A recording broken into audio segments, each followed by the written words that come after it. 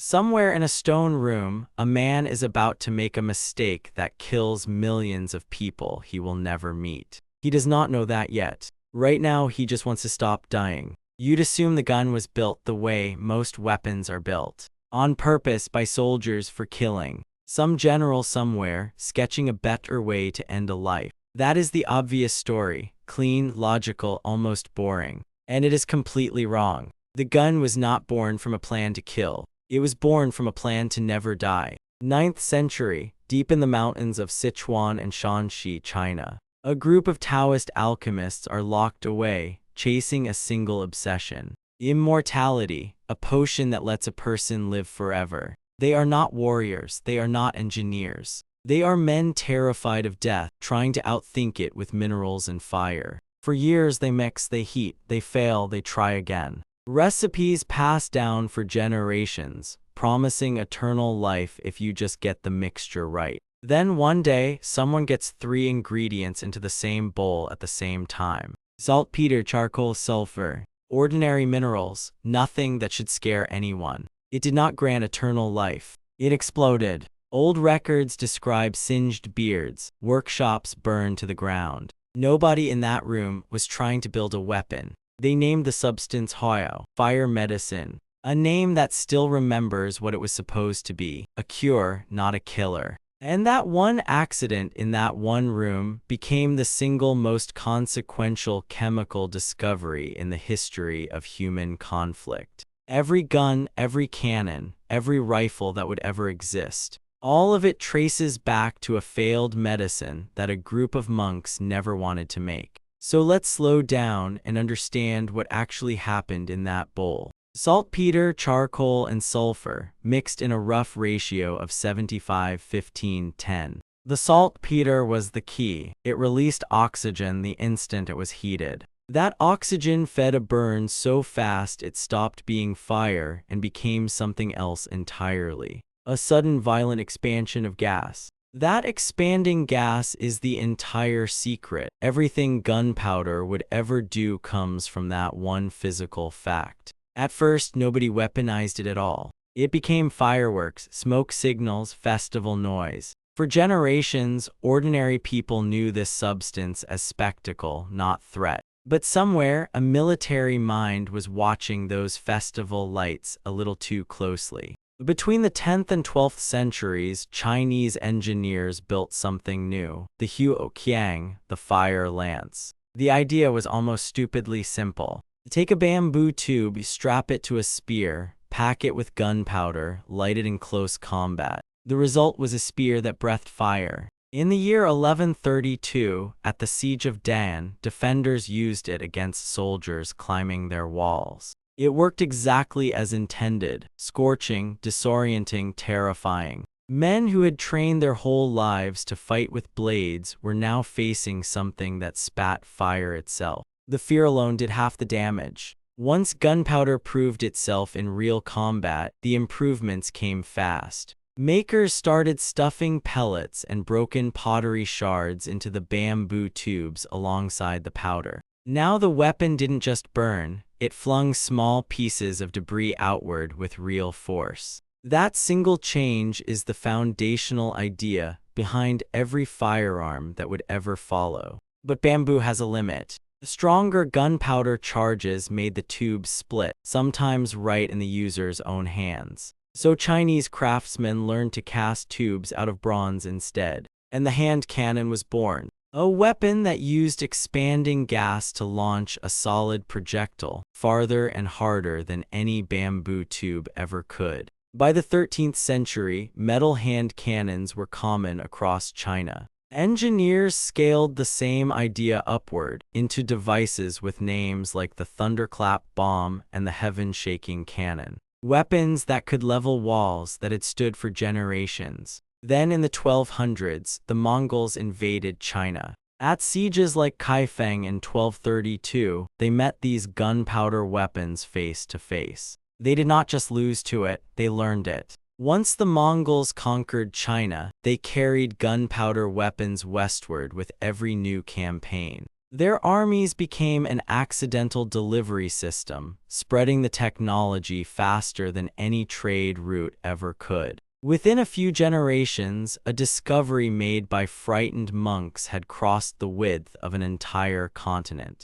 It did not travel down just one road either. Alongside the guns, Chinese engineers built rockets and fire arrows, gunpowder that flew instead of exploded outward. That branch spread into Korea and India and never fully died out. Centuries later, it would resurface in European warfare, and centuries after that, in the earliest rockets humans ever sent towards space. One accidental explosion, two entirely different futures. By the late 13th century, the gun's path had reached Europe. Some historians point out that early European cannons resemble Chinese designs so closely, a direct transfer of knowledge is far more likely than coincidence. And once gunpowder landed there, it did not stay a curiosity for long. Early European hand cannons were crude, basically a small cannon awkwardly bolted to a pole.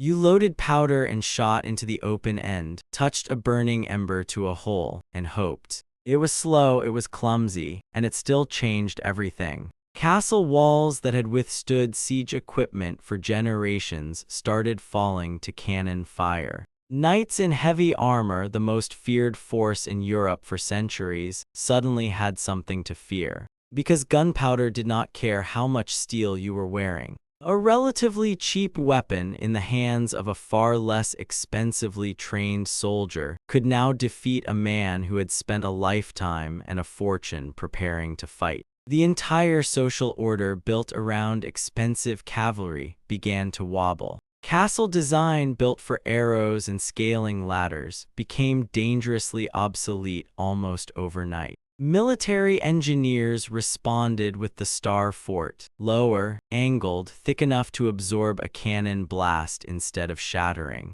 An architectural style that had ruled Europe for centuries was replaced by something that looked almost nothing like it. All because of a weapon that began half a world away, in the hands of monks who wanted nothing to do with any of this. The next leap came in the late 15th century, the matchlock. And this one development is what finally turned gunpowder weapons into the backbone of organized armies. The old hand cannon needed two hands and perfect timing, one to aim, one to touch fire to the powder, all while a real enemy was moving toward you. The matchlock solved it with a curved clamp called a serpentine, holding a slow-burning cord right on the weapon itself. Pull the trigger and that already burning cord dropped straight into the priming powder, automatically. For the first time in history, one trained soldier could aim and fire a gunpowder weapon with real precision.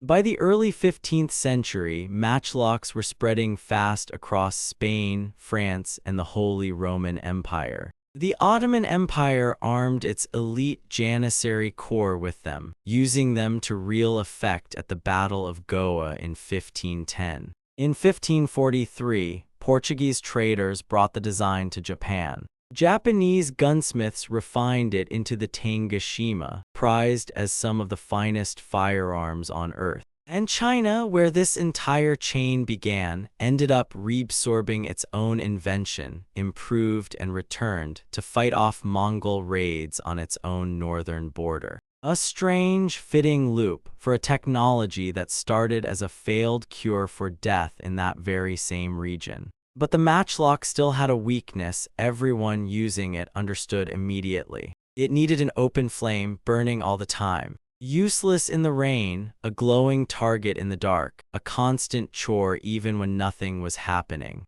So in the early 16th century came the wheellock, a spinning steel wheel striking pyrite, throwing sparks without any flame at all. Finally, cavalry could carry a weapon loaded and ready, without babysitting a burning cord on horseback. But wheellocks were expensive and complicated to build.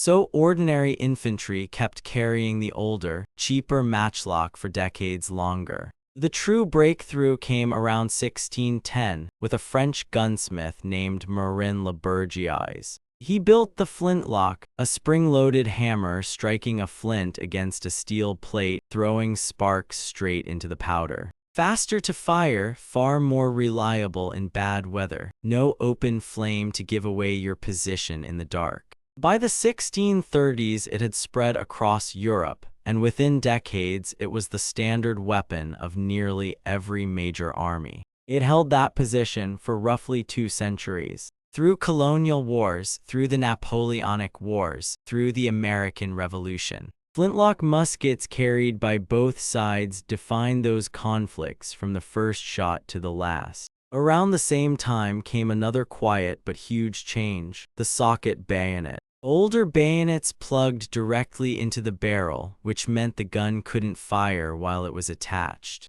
The socket design attached around the outside instead. Now a soldier could fire and still have a blade ready. One soldier, one weapon, ranged fire and close combat at the same time. Armies no longer needed separate pikemen just to protect their shooters. Training got simpler, formations got more flexible. Warfare reorganized itself around this one design change. Even the sight of it carried weight. A line of soldiers advancing with fixed bayonets could break enemy morale before a single shot was fired. The flintlock's 2-century reign finally ended in the early 1800s. A small metal cap packed with a chemical compound that exploded the instant a hammer struck it. No loose powder in the pan, no flint, no steel, just one clean strike. It made every mechanism before it, matchlock, wheellock, flintlock, obsolete within a few decades. And it marked the last major milestone in a chain that began with monks chasing immortality 9 centuries earlier. From there, the pace only accelerated toward repeating rifles, toward weapons that would have been unrecognizable to the men who once stood in disciplined lines waiting their turn to fire. So here is the real shape of this story. Nobody on day one set out to invent the firearm. A group of frightened monks trying to cheat death stumbled onto a violent chemical reaction and nearly burned their own beards off. Military engineers watched that reaction and realized its violence could be channeled. First through a bamboo tube, then a bronze cylinder, then increasingly clever mechanisms to strike a spark faster and safer. Each improvement solved one real, practical problem that the version before it had. No single genius moment, no one person who invented the gun. Just centuries of small fixes carried across entire continents by traders, soldiers, and the slow, quiet drift of knowledge. Chinese engineers, Mongol conquerors, Ottoman soldiers, Japanese gunsmiths, European craftsmen. Each one adding their own small piece to something none of them fully understood they were building. A weapon that would end the dominance of armored knights, reshape how every fortress on Earth was built, and help decide the outcome of wars across continents for centuries afterward. All of it traced back to one accident. A batch of failed medicine, mixed by men who wanted nothing more than to live a little longer. And maybe that's the part worth sitting with. Not the weapon, the accident underneath it. Almost nothing humans have ever built arrived exactly the way we planned it. We reach for one thing and stumble into another, again and again, across every field of human effort. Some of what we stumble into causes harm. That is true, and it is worth remembering honestly. But the same clumsy, accidental, very human process that built the gun also built the compass, the printing press, and eventually medicine that saves lives instead of ending them. It is the same fire, pointed in 1,000 different directions by 1,000 different hands. So the next time something you build or try or mix together does not go the way you planned, remember the monks in the mountains. They were reaching for forever, and they built something that changed the world instead. Not the world they wanted to build, but a world all the same.